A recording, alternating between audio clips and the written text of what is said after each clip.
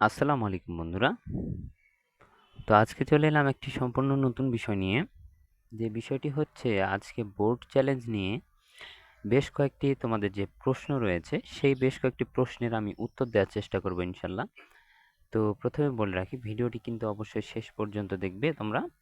এবং এইখানে আরও একটি কথা বলে রাখি যে যারা এখনও আমার চ্যানেলটিকে সাবস্ক্রাইব করোনি তারা অবশ্যই সাবস্ক্রাইব করে বেল আইকনটি প্রেস করে দেবে।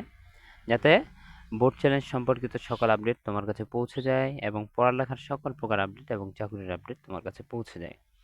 তো এইখানে আরও একটা বিষয় বলে রাখি যে তোমরা যারা বোর্ড চ্যালেঞ্জ করেছো তারা কিন্তু এখনও অপেক্ষা করেছো, যেহেতু রেজাল্ট 11ই জুন প্রকাশিত হবে। 11ই জুন রেজাল্ট প্রকাশিত হলে তারপর কিন্তু তোমরা রেজাল্ট দেখতে পারবে। তো এখানে প্রথম যে প্রশ্নটা আসে যে বোর্ড চ্যালেঞ্জের খাতা কিভাবে দেখা হচ্ছে। তো যারা বোর্ড চ্যালেঞ্জ করেছো অবশ্যই আশা নিয়ে করেছো, তো তাদের খাতা যেভাবে দেখা হচ্ছে। তো এইখানে আমি প্রিভিয়াস যেই রেজাল্ট বোর্ড চ্যালেঞ্জ যারা করেছিল তাদের যে রেজাল্ট শিট পরিবর্তন যাদের হয়েছিল, এখানে কিন্তু ঢাকা বোর্ডের প্রত্যেকটি বোর্ড তাদের ওয়েবসাইটে কিন্তু এই রেজাল্টটা প্রকাশিত করে, পাবলিশ করে। প্রত্যেকটা যখন রেজাল্ট দিবে প্রত্যেকটা বোর্ডের ওয়েবসাইটে গিয়ে কিন্তু তোমরা কিন্তু দেখতে পারবে ডাউনলোড করে। তো এখানে ঢাকা বোর্ডের 94টা পেজে তারা কিন্তু যাদের রেজাল্ট শুধুমাত্র চেঞ্জ হয়েছে তাদেরকে কিন্তু তাদের একটা লিস্ট প্রকাশিত করেছে। তো এখানে দেখতেই পাচ্ছ তোমরা, প্রথমে একটু দেখলে বোঝা যাবে যে প্রথমে যে শিক্ষার্থীরা ফার্স্ট এখানে প্রিভিয়াস লেটার গ্রেড, তার পূর্বের যেই গ্রেড ছিল সেটা এ মাইনাস ছিল এবং কারেন্ট লেটার গ্রেড হয়ে গেছে এ। তো এখানে একটা কথা বলে রাখি যে এ মাইনাস থেকে এ কিভাবে আসলো। তো এইখানে শিক্ষার্থীর খাতা কিন্তু যে টিচার প্রথমে কাটে তারা কিন্তু ভালো করেই কাটে, তাদের কিন্তু একটা দায়িত্ব থাকে, তারা কিন্তু ভালো করে কাটে। কোনো প্রকার ভুল না হলে, কোনো প্রকার ত্রুটি না হলে কোনো শিক্ষকের সাধারণত সচরাচর ভুল হয় না। এক্ষেত্রে এই শিক্ষার্থীটা 60 থেকে 69 মার্ক পাওয়ার পরে সেখানে সে লেটার গ্রেড 60 থেকে 69 হচ্ছে এ মাইনাস, আর 70 থেকে 79 হচ্ছে এ। তো এই শিক্ষার্থীটা সম্ভবত 69 বা 68 এরকম মার্কস পেয়েছে এবং সেইখান থেকে পরে যা বোর্ড চ্যালেঞ্জ করার ফলে তার খাতাতে হয়তো বা শিক্ষক কোথাও 2 মার্কস বাড়িয়ে দিয়েছে। এটা কিন্তু বাংলার ক্ষেত্রে, বাংলায় কিন্তু 2 মার্কস বাড়িয়ে দেওয়া যায়। এখন ম্যাথমেটিক্স হলে কিন্তু সেটা ভিন্ন ব্যাপার, সেখানে কিন্তু মার্কস দেওয়ার কোনো জায়গা থাকে না।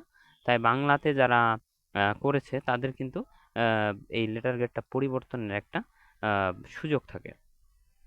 তারপরে এখানে ইংলিশে দেখতে পাচ্ছ যে ইংলিশে বি গ্রেড থেকে এ মাইনাস, বি কোথায় এ মাইনাস কোথায়। তো এই লং ডিস্টেন্স হয়তো বা একটা টিচার যখন বোর্ড চ্যালেঞ্জের যেই যারা খাতাগুলো দেয় তাদের খাতাটা সর্বপ্রথমে ভালোভাবে দেখা হয় যে মার্কসের গোলযোগ কোথায় আছে কিনা, মার্কসের হেরফের আছে কিনা।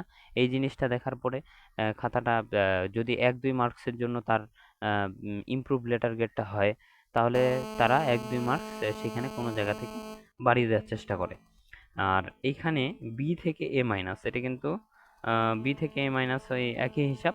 এইখানে যেহেতু 1 বা 2 এরকম মার্কসের জন্য সমস্যা হলে তারা কিন্তু মার্কস বাড়িয়ে দিতে পারবে। আর দ্বিতীয়ত কথা হচ্ছে এখানে যারা ফেল থেকে কিভাবে প্লাস আসে, ফেল থেকে কিভাবে পাস আসে, সেই বিষয়টা আজকে বিস্তারিত একটু আলোচনা করতে চাই। যে অনেকেই আছে ফেল, এখানে সবার শেষে আসলে দেখা যাবে এক শিক্ষার্থী 528 নম্বর শিক্ষার্থী ক্যারিয়ার এডুকেশনে ফেল। তো তার শেষে এখানে ক্যারিয়ার ক্যারিয়ার এডুকেশনে এডুকেশনে একটা শিক্ষার্থী ফেল ছিল, ফেল থেকে এ প্লাস, 528 নম্বর ফেল থেকে কিভাবে এ প্লাস আসে। তো এইখানে একটি বিষয় বলবো যে এখানে অনেকেরই প্রশ্ন যে ফেল থেকে এ প্লাস কিভাবে আসে। তো এইখানে যে শিক্ষার্থীগুলো ফেল ছিল তারা যে আবেদন করেছে তাদের ক্ষেত্রে পরীক্ষা মানে যারা খাতা কাটে শিক্ষকরা, তারা সর্বপ্রথম চেক করে রোল নাম্বার, রেজিস্ট্রেশন নাম্বার, বিষয় কোড, এগুলোতে কোনো ভুল হয়েছে কিনা। তো এগুলোতে ভুল হয়ে গেলে তাদের আর কোনো করার থাকে না, তারা ওই যে ফেল ছিল তাকে ফেলই দিয়ে দেয়। তো এইখানে ক্যারিয়ার এডুকেশনে ফেল থেকে এ প্লাস কীভাবে আসে, এইখানে একটি বিষয় হচ্ছে হয়তোবা টিচারের মার্কস দিতে বা মার্কস কাউন্ট করতে ভুল হয়েছে, সেক্ষেত্রে পরবর্তীতে যারা বোর্ড চ্যালেঞ্জ করেছে সে অবশ্যই কনফিডেন্স নিয়ে হয়তোবা করেছে যে আমি এটাতে ফেল যাওয়ার কথা না। তাই বোর্ড চ্যালেঞ্জ করার পরে যখন শিক্ষক খাতাটা দেখবে তখন মার্কস হিসাব করবে। আগে দেখবে রোল রেজিস্ট্রেশন ঠিক আছে কিনা, তারপরে মার্কস দেখবে। তো মার্কস হিসাব করার পরে তার প্লাস আসার কারণে অনেক সময় হয় যে মার্কস ধরো কেউ পেয়েছে মার্কস 91, সেক্ষেত্রে বাংলায় মনে করো যে পেয়েছে 91, তার মার্কস নম্বরটা উল্টাও হয়ে যেতে পারে, 19 হয়ে যেতে পারে, 19 দিতে পারে। এরকম আমাদের বেলাও হয়েছিল। তো আহ, তখন মার্কসগুলো হিসাব করে শিক্ষক তখন নাম্বারটা দিয়ে দেয়। এবং অনেকের ক্ষেত্রে ফেল থেকে, এখানে একটা রেজাল্ট দেখলে বুঝতে হবে যে ফেল থেকে অনেকে আছে ফেল থেকে আবার ডি গ্রেড পায় বা সি গ্রেড পায়। তো তাদের ক্ষেত্রে একটু বিষয়টা হচ্ছে ভিন্ন। এই যেমন এখানে 493 ফেল থেকে ডি গ্রেড পেয়েছে।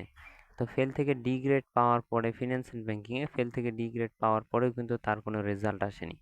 এর কারণ হচ্ছে সে হয়তো বা একাধিক বিষয়ে ফেল গিয়েছিল এবং একাধিক বিষয়ে সে হয়তো বা আবেদন করেছে। সেক্ষেত্রে তার রেজাল্ট একটাতে ফেল থেকে ডি এসেছে, হয়তোবা অন্যটাতে ফেল ছিল, এই জন্য তার কোনো এখানে লেটার গ্রেড শো করেনি। এক্ষেত্রে কিন্তু অনেকে আছে যে একাধিক বিষয়ে যারা ফেল যাবে তারা কিন্তু একাধিক বিষয় বোর্ড চ্যালেঞ্জ করেছে। তো তাদের যদি ওই যে কয়েকটি বিষয়ে বোর্ড ফেল ছিল এগুলোতে বোর্ড চ্যালেঞ্জ করার ফলে ওই বিষয়গুলোতে যদি পাস আসে তাহলে তার কিন্তু লেটার গ্রেড আসবে।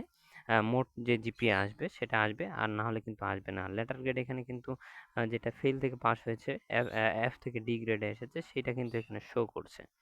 তো এইখানে একটি বিষয় বলবো, আরেকটি বিষয় যে যারা এখন পর্যন্ত অপেক্ষা করছো রেজাল্টের জন্য তারা 11 জুন পর্যন্ত অপেক্ষা করো।